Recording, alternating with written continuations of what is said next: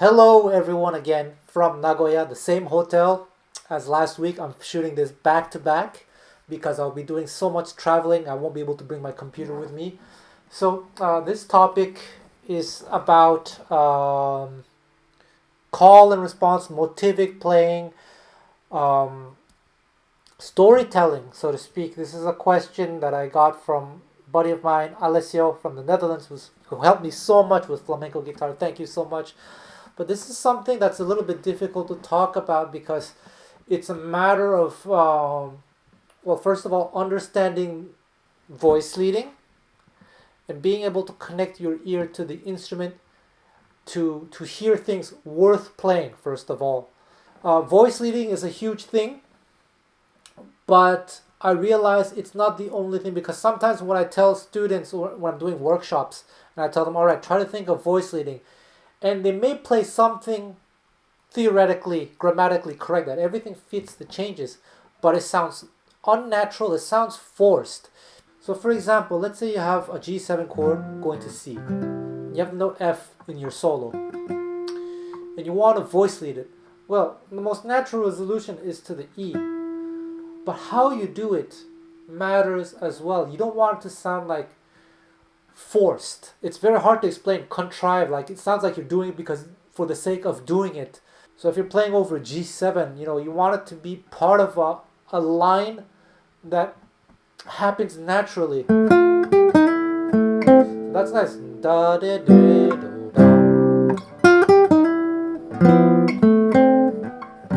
I resolved actually on the C, but that's what I heard in my ear. And where did I hear this phrase? I just heard it because I listened to so much music attentively. If you watch my video from last week about training the mind, I've learned to connect my ears to the music, so to speak, so that I hear things that are worth playing.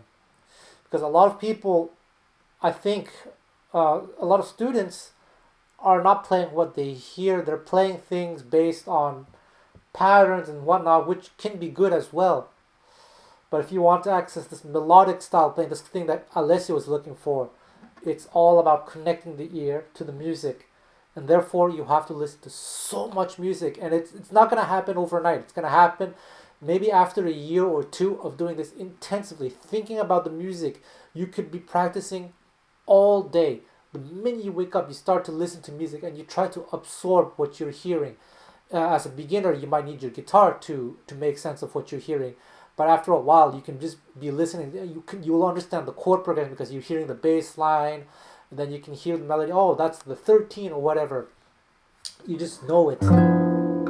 Okay. So that's very, very important. Voice leading.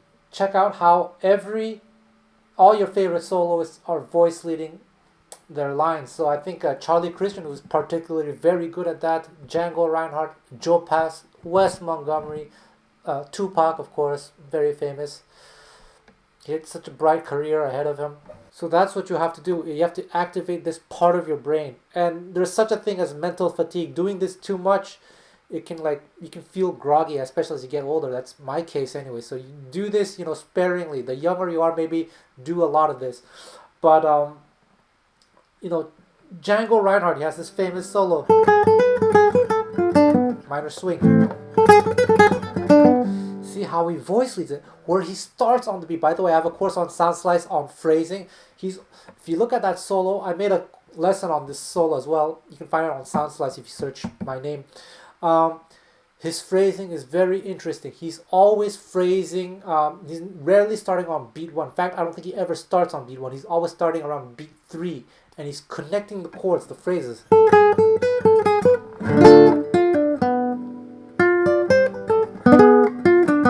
All of this is voice leading. It's all call and response or question and answer, so to speak. It's very, very motivic.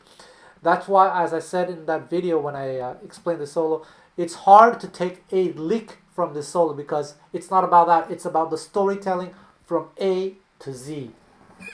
There's a solo by Wes Montgomery that's just great too.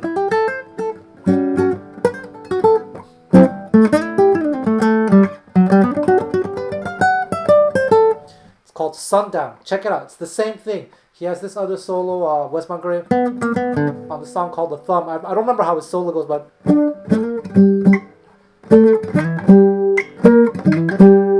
something like that. Check it out, The Thumb. All of it is Motivic, based on an understanding of the music, an understanding of harmony, and how to connect the chords, but not in a theoretical way, all through melodic sensibilities.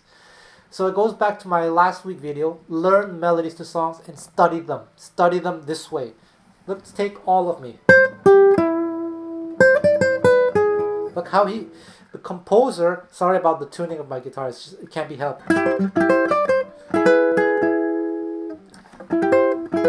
Study this voice lick. So that's call and response. Then next phrase. Look how he connects the eighth. Just study that. Then it does the same thing. All of this is call and response. Same thing with Out of Nowhere. Then another one. The more you do this, at one point, it's gonna be part of you, and you're gonna start to automatically feel where you can manipulate certain things. Even a song like this.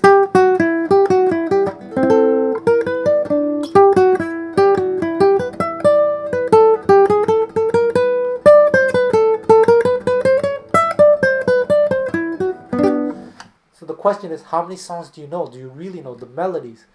And how well do you know the melodies? Have you studied each phrase of the melody and tried to make sense of how they work, how the voice leading works, how the phrasing works? For example, take a song like Some of These Days. It's a very interesting phrasing. It starts on a pickup. It starts depending on how you phrase it, but it starts on B2. Then 2, 2, 3, 4, 1, 2, 3, 4, 1, 2, 3, 4, 1, 2, 3, 4, 1, 2, 3, 4, 1, etc. Very interesting to see that. Again, check out my phrasing course. But yeah, that melody has a lot of voice leading and call and response. Da da da da da da da da da da da.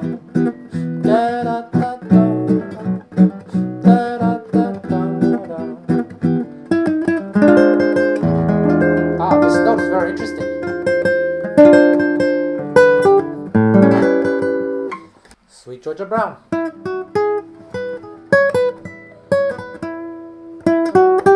Takes the exact same phrase, just changes one note.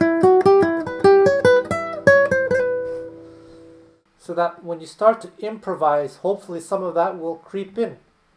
So you're playing, let's say you're playing over Lady Be Good. You have a phrase, I don't know, you come up with a phrase that goes, there, that's your phrase. That's your first phrase. The second phrase. There we go. That's call and response.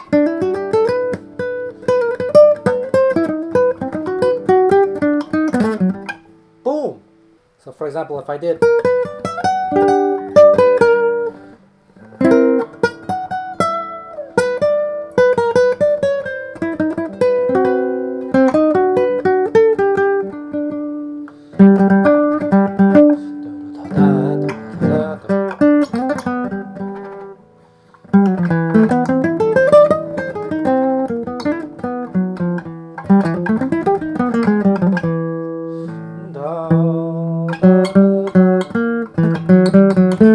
melody to I Can't Get Anything But Love. You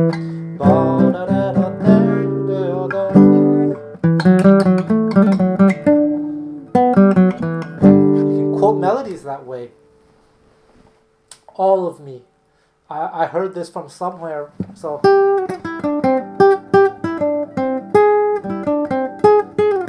see?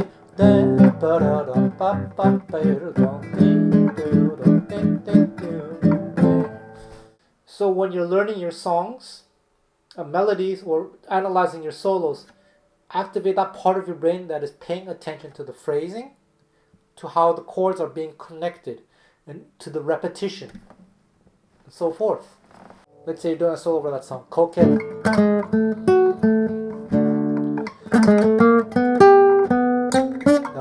Sorry. What I did? So, isn't that nice? In my opinion, that's maybe the best way to develop this skill. It's going to be a lot of work, and training the mind is not easy, but keep doing it. Do it every day. Listen to so much music, but again, you're not listening to music in the la la la way. You're listening and you're focused on the music. You're focused on everything. You're focused on how the melody is interacting with the rhythm section, on what beat does the melody start on, what beat does it end, is it on a syncopation, how are the chords being connected, what are the sensitive notes, etc. And only by doing this, eventually something's going to happen. You're just going to start to hear the language, and you'll be able to manipulate it on the spot. It's a lot of work. It's not going to happen overnight, but I think after a year you'll start to see significant progress, and it gets easier and easier. And no one ever masters this. It's an endless ladder. But this is not something that I think absolute beginners should be concerned with. Absolute beginners should be focusing on the basics, learning just the basic songs, the basic chords, basic melodies, have a basic arsenal of vocabulary. Then eventually you get to the lower intermediate stage, then you can start to activate the mind. Of course, you can already activate the mind as a beginner, but you have to find the balance. Because in order to use this mind thing, you need to have a certain command of the instrument, of the music itself. Otherwise, it's just too much to do everything at once. So I hope this video helps. It's very philosophical, but I was demonstrating a lot of these things. Hopefully the point came through. Good luck.